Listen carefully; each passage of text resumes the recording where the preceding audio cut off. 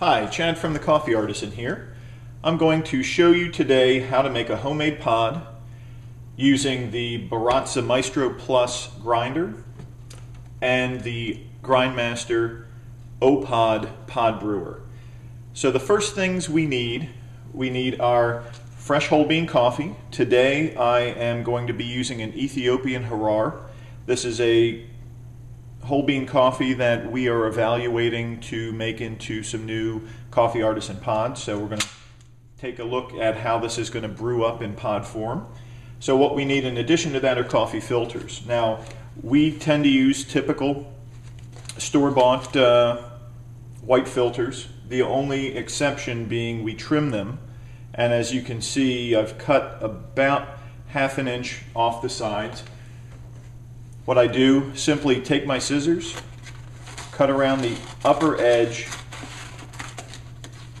of the pod paper. All the way around. What you'll end up with is this nice size. We're also making use of this Pampered Chef measuring cup. As you can see, it's got this sleeve on the outside that moves, and what we like to do is use this top area in here for the filter paper to form our pod so it fits properly in the tray. So let's go ahead and get started and grind some beans. Using the Maestro Plus, this particular model has 40 grind settings. We are roughly on a grind setting of about 18, or if you're using a Maestro and have different settings, our notch is just left of center. So typically for drip coffee I'm right here at 20 in the middle, but I'm just to the left edge of one notch to the left, and each notch is supposed to be about 2. So you have 10, 12, 14, 16, it's just shy of 18.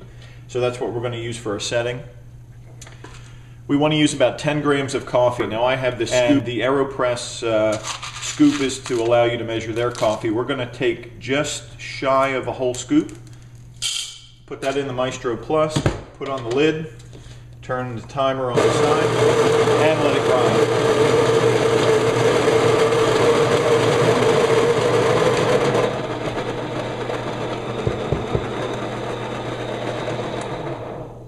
Okay, our grinding's finished. We have some nice evenly ground coffee, and we're going to use our scoop again. But first we're going to take the pod paper, place it into our measuring cup, and all this is going to do is form the round shape of the pod and give us an easy place to put in our coffee. And just try to make it as even as you can on the sides. Take your scoop. Now if you have a scale that measures in grams, you can measure an even 10 grams of coffee. I've already done some measuring, so I know roughly this one scoop that I already pre-measured the beans gives us just the amount we want.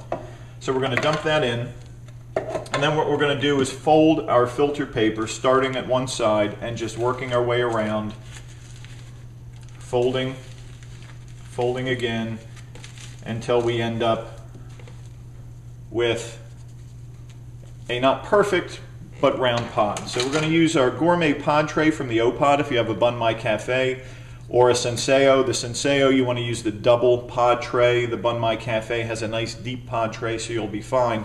But you're going to take the pod, place it into the pod tray, folds up.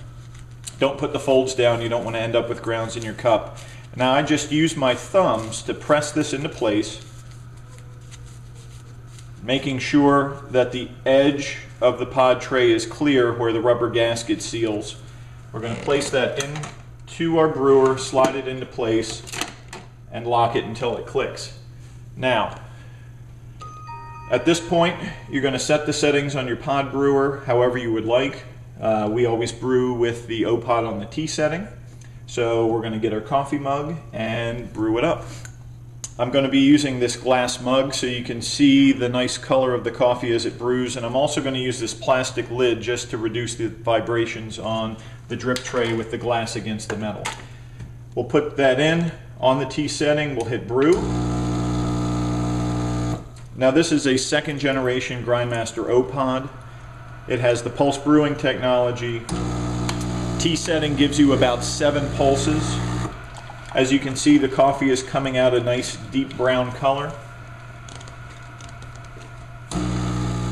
We're going to go ahead and let it do all 7 pulses to give us 8 ounces of coffee for our sample. If you like a bit stronger brew, you can use less water. Go with 6 pulses instead of 7. You can always hit the brew button to stop the brew, or you can program any of these settings to dispense between 4 and 12 ounces of water, and that's completely customizable for you. Okay, the flashing green light let us know that our brew is done. We're going to unlock and give it one good squeeze here. And we're going to throw the old pod out in our Grindmaster pod wastebasket. For anyone that talks about K-Cups being cleaner than pods and don't want to touch a drippy pod, as you can see, you lift the tray, you dump it in. There's no touching, no dripping, no problems at all. So what we end up with is a nice rich brew of Ethiopian Harar that we're going to enjoy, and thanks for watching.